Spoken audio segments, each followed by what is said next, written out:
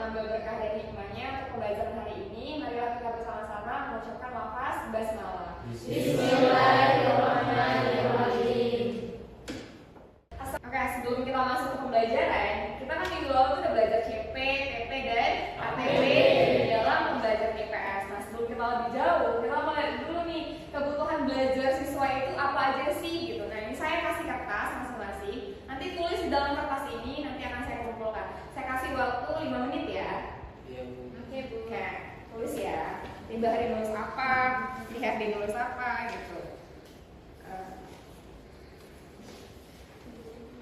Nah, ini semua udah ngumpul. Coba kita lihat ya, kira-kira apa aja tuh kebutuhan belajar. Yang pertama ada bilang meja belajar, terus ada ruang belajar, terus ada buku tulis, terus ada ini kan kebutuhan secara fisik gitu kan. Nah, kalau kita belajar kebutuhan belajar yang di sini adalah kita lihat untuk perancangan dalam pembelajaran IPS. Kira-kira apa aja tuh kebutuhan siswa? Nah, di sini setelah kita menyampaikan tahapan awal tadi, kita ingin ada tujuan pembelajaran yang kita capai, yaitu di sini mahasiswa diharapkan bisa menjelaskan atau memahami konsep dari kebutuhan belajar peserta didik itu sendiri, baru mampu menganalisa atau menganalisis karakter peserta didik, dan terakhir itu adalah menentukan strategi setelah kita memahami kebutuhan peserta didik. Setelah itu semua, kita lihat dulu nih ada studi kasus di dalam semua pembelajaran. Biasanya guru menggunakan metode apa yang familiar? Ceramah. Ya kan, yang biasa kita lihat dalam ruang kelas itu adalah ceramah gitu. Nah, pertanyaan saya, kira-kira pembelajaran seperti itu efektif atau tidak? Belum tentu. Oke, karena belum tentu, jadi kita lihat dulu nih kebutuhan siswa di dalam pembelajaran, apa butuhnya, jadi apa yang pengen kita sampaikan dalam metode apa, agar bervariasi. Kita lihat dulu konsep kebutuhan belajar peserta didik itu apa. Nah, di sini kebutuhan belajar peserta didik itu adalah segala sesuatu yang include di dalam sebuah pembelajaran yang diperlukan agar semua yang dibutuhkan peserta didik itu nanti mencapai pada tingkat yang pembelajaran efektif terhadap pembelajaran. Nah, kira-kira dari situ, menurut Anda semua, kalau kebutuhan siswanya tidak terpenuhi, apakah akan pembelajaran itu efektif? Ada yang ngasih pandangan? Saya, Bu, menurut saya, jika seorang guru mengabaikan kebutuhan belajar peserta didik, maka peserta didik itu akan kesulitan menerima materi pembelajaran karena tidak sesuai dengan kemampuan dan karakteristiknya. Akibatnya, tujuan pembelajaran itu akan sulit tercapai, Bu. Oke, bagus sekali. Ada lagi yang memberi tambahan? Saya, Bu. Silakan. Menurut saya, jika guru mengabaikan kebutuhan belajar peserta didik dalam proses pembelajaran, maka peserta didik itu bisa kehilangan motivasi dan semangat belajarnya, serta membuat kelas itu menjadi bosan karena tidak sesuai dengan minat dan kebutuhan mereka. Oke, bagus sekali ya, bertepuk tangan semuanya. Kita di sini akan masuk ke aspek analisis kebutuhan belajar. Kita lihat dulu nih, ada aspek apa aja sih di dalam sini. Di situ saya ambil ada 3. Yang pertama ada apa? Karakteristik peserta didik. Karakteristik di situ berarti kita bahas sosok peserta didik. Berarti tingkat SD, SMP, SMA sampai kuliah sama tidak kebutuhannya dalam belajar? Beda. Oke, kita lihat berarti dari sisi perkembangannya. Kalau itu berarti karakteristik. Baru kemampuan. Setiap orang pasti berbeda. Setelah itu minat. Baru kita lihat kesiapan dalam belajar. Kira-kira siap gak hari ini dalam belajar? Siap. Kalau tidak siap, di mana pembelajaran kita hari ini?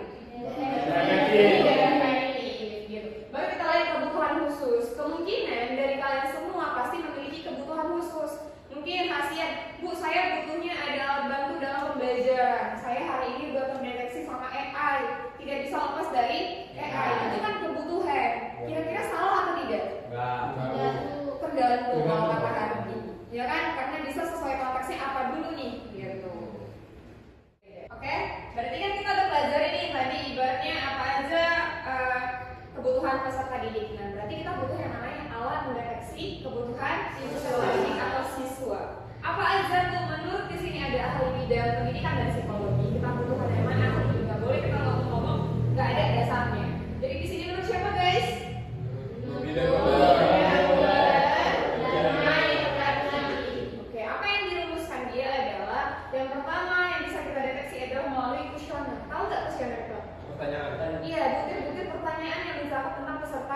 didik. Baru ada tes diagnostik non kognitif, berarti non akademik. Secara lainnya adalah kita, misalnya kamu sukanya main, gitu kan, masak. Berarti gurunya harus menampilkan apa? Harus PowerPoint panjang aja kah? Berarti kita sesuaikan. Baru tes diagnostik kognitif, gaya belajar kalian gimana? Misalnya di sini hari ini saya ceramah, berarti minggu depan saya boleh ceramah lagi nggak? Enggak, harus gaya belajar yang lain, menyesuaikan. Karena peserta di dalam kelas ada banyak. Baru kita lihat dari lembar observasi. Kita lihat nih siswa kita gimana. Kan ini saya jadi guru misalnya, pasti saya kenali kalian satu. Baru tes wawancara terstruktur. Saya panggil satu-satu, saya tanya kebutuhannya apa. Baru nanti pembelajaran akan efektif dalam kelas gitu. Di sini ada salah satu alat untuk mengukur kebutuhan siswa tadi, salah satunya ada ibarat tes kognitif gitu. Di sini ada tesnya yang kita bisa lihat itu ada di aplikasi yang namanya Aku Pintar. Bisa lihat instruksi pengerjaan tes gaya belajar. Kita mau lihat nih seberapa jauh gaya belajar siswa. Dari sini nanti ada muncul sebuah jawaban, itulah bisa kita definisikan gaya belajarnya gimana gitu, biar gurunya bisa menyesuaikan. Kita tes ya. Kita klik, nanti ada berupa banyak pertanyaan sebanyak 3. Nanti selanjutnya tuh ada lagi, misalnya jenis pertanyaan. Apa pertanyaan pertama, Hardi? Ketika saya mengoperasikan peralatan baru, saya biasanya A. Membaca petunjuk terlebih dahulu, B. Mendengarkan penjelasan dari seseorang yang pernah menggunakannya, C. Menggunakan langsung, saya belajar ketika menggunakannya. Kamu pilih? A. Misalnya kita jawab A nih, ya kan? Kita klik A, habis itu nanti selanjutnya seterusnya kita pilih sampai jawabannya selesai. Nanti kita klik selesai sampai habis selanjutnya, karena ada 3 bagian yang tadi di awal. Kita selanjutnya misalnya, tapi tidak bisa, ini harus diselesaikan terlebih dahulu. Nah, tipsnya adalah salah satu cara untuk mengetahui kebutuhan siswa adalah kalian berikan tes ini terlebih dahulu. Seperti itu. Oke, paham sampai sini? Paham. Ada yang ditanyain? Nggak ada. Ya, Bu. Izin Bu, alat kebutuhan ini jika kita jadi guru, apakah ini dilakukan di awal pembelajaran atau nanti di tengah, di akhir? Oke, pertanyaan yang bagus. Apakah kita berikan di awal, apa di akhir, apa di pertengahan? Jawabannya adalah di awal kita masuk pembelajaran. Karena di awal kita tidak kenal peserta didik. Jadi awal itu tahapan yang kita bisa mengenal mereka lebih jauh. Gitu. Oke, paham sampai sini? Paham. Baiklah, dari ini semua saya akan ngasih tugas kelompok untuk kalian semua, yaitu mengenai suatu analisis AI. Sekarang kan lagi familiar dengan AI, ya kan? Yang dimana adalah AI itu udah berdampingan dengan peserta didik, tidak bisa dipisahkan lagi. Jadi tugas kalian di sini adalah bentuk kelompok yang terdiri dari 4 atau 5 orang. Setiap kelompok analisis kasus yang telah saya berikan, yaitu mengenai penggunaan AI dalam belajar, gitu. Nah, di sini nanti ada kasusnya yang saya berikan mengenai aplikasi AI seperti salah satunya apa? ChatGPT, gitu. Nanti akibatnya dari situ apa yang bisa ditemukan, silakan analisis. Tugasnya hanya 2. Apa yang pertama, Hasian? Identifikasi kebutuhan belajar peserta didik berdasarkan kasus tersebut. Yang kedua apa, Bahri? Analisis kesiapan belajar siswa dalam menghadapi perkembangan teknologi AI. Oke, hanya 2 itu saja. Kerjakan, saya beri waktu 15 menit saja. Setelah itu kumpulkan. Oke, udah siap semuanya? Sudah. Oke, siapa yang pertama kali presentasi dulu? Oke, silakan Rizky. Iya, dari situ aja nggak apa-apa. Berdasarkan kasus tersebut, kami mengidentifikasi kebutuhan belajar peserta didik itu meliputi 4 hal. Oke, apa aja tuh? Yang pertama itu literasi digital. Di situ agar siswa itu dapat menggunakan AI dengan bijak dan bertanggung jawab. Itu berpikir kritis. Yaitu siswa itu dapat menganalisis dan mengevaluasi informasi yang didapat dari AI tersebut. Kemudian yang ketiga itu kemandirian belajar, agar siswa itu tidak hanya mencari jawaban secara harfiah, tetapi dia dapat memahami materi yang diperolehnya. Baru yang terakhir yang keempat itu etika penggunaan teknologi untuk menghindari plagiarisme dan penyalahgunaan AI dalam proses belajar. Oke, jawabannya sangat bagus ya. Terus pertanyaan saya, kira-kira penggunaan AI itu salah atau tidak? Tidak, tergantung kondisi. Oke, tergantung kondisinya. Oke, itu identifikasinya udah sangat bagus. Beri tepuk tangan dulu. Selamat bagus, terima kasih. Terus ada yang bahas analisisnya nggak? Apa analisisnya kira-kira? Apa yang bisa? Oke, silakan. Saya mewakilkan dari kelompok 2, yaitu kami menganalisis kesiapan belajar siswa dalam menghadapi perkembangan teknologi AI, yaitu siswa memiliki kesiapan tanggung jawab yang baik, tetapi masih membutuhkan penguatan pada kemampuan berpikir kritis, kemandirian, dan etika penggunaan AI. Oke, jawaban dari keduanya sangat bagus ya. Karena sekali lagi kita penggunaan teknologi itu hanya jadi tools atau alat bantu.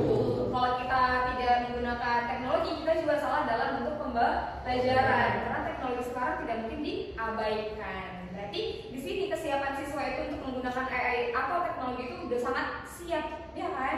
Tapi membantu mereka dalam menggunakannya itu yang jarang terjadi. Jadi kita perlu lihat kebutuhan siswa itu nggak boleh diabaikan. Oke, terima kasih jawabannya. Silakan duduk. Beri aplaus. Diskusi kita tadi yang gimana mengenai kebutuhan siswa, kita udah lihat tadi ada bisa mendeteksi dari apa tadi aplikasinya aku pintar. Terus kita udah menganalisis tadi ada beberapa diskusi yang kita pahami adalah di sini. Berarti kita lihat dulu kebutuhan siswa itu di awal pembelajaran. Setelah itu kita lihat karakteristik siswanya agar bisa kita pahami lebih jauh. Misalnya nih, misal kebutuhan kalian harusnya kita belajar ke lapangan. Contohnya materinya adalah interaksi sosial. Pertanyaan saya, kalau interaksi sosial itu apakah hanya ceramah saja? Kan tidak mungkin. Nah, di dalam Islam juga ada itu diajarin, yaitu di Al-Quran surah Al-Baqarah. Salah satunya adalah surah 83 yang berbunyi adalah di situ ibaratnya keseluruhannya kesimpulannya adalah kita diajarin berinteraksi di antara sesama manusia. Gitu. Jadi di dalam Islam juga kita diajarkan cara berinteraksi. Nah, dalam belajar semua dalam kelas kita harus mengkaitkannya berdasarkan landasan. Ada landasan kita. Apa landasan kita? Al-Quran dan hadis. Gitu. Agar kita semuanya bisa mencapai titik yang tertinggi gitu dalam belajar supaya pemahaman kita lebih valid gitu. Sebelum kita akhiri pertemuan kita hari ini karena kita terbatas dengan waktu ya kan, jadi kita refleksi dulu nih kira-kira apa yang bisa kita dapat untuk pembelajaran hari ini. Apa itu kira-kira? Menurut saya analisis kebutuhan belajar peserta didik itu perlu dilakukan sebelum melakukan pembelajaran IPS. Karena itu setiap peserta didik memiliki karakteristik dan kemampuan yang berbeda-beda. Dengan melakukan analisis terlebih dahulu, guru dapat menentukan tujuan, metode, dan model pembelajaran yang sesuai dengan peserta didik. Oke, jawaban dari keseluruhan yang kita pelajari hari ini adalah yang dijawab hari itu sudah sangat baik. Beri tepuk tangan dulu. Oke, baiklah kesimpulan dari pertemuan kita hari ini mengenai kebutuhan belajar untuk peserta didik dalam pembelajaran IPS adalah kita perlu memahami karakteristik siswa terlebih dahulu agar kita tahu tujuan pembelajaran kita itu tercapai dengan baik gitu. Karena dari semua itu kita harus lebih prihatin sama prihatin itu dua hal yang berbeda. Karena prihatin itu setelah kita berikan pembelajaran yang tidak efektif baru kita prihatin. Tapi kalau perhatian dilakukan sebelum pembelajaran. Berarti kita perhatikan dulu siswa kita butuhnya apa, metode apa yang kita gunakan, dan hasil pembelajarannya seperti apa yang kita harapkan akan tercapai. Jadi untuk minggu depan akan saya berikan yaitu namanya tugas, yaitu kalian semua diminta menganalisis kebutuhan peserta didik yang ada di SMP atau ada yang di SMA. Yang di SMP, siapa yang mau di SMP? Apa namanya? Kami Bu. Oh, kayak ini dulu ya, berarti yang di SMP, kalian yang di SMA. Nanti akan dikumpul minggu depan. Oke, saya tunggu. Nanti ibaratnya saya kasih formatnya akan dikumpulkan kemana. Oke, siap? Siap.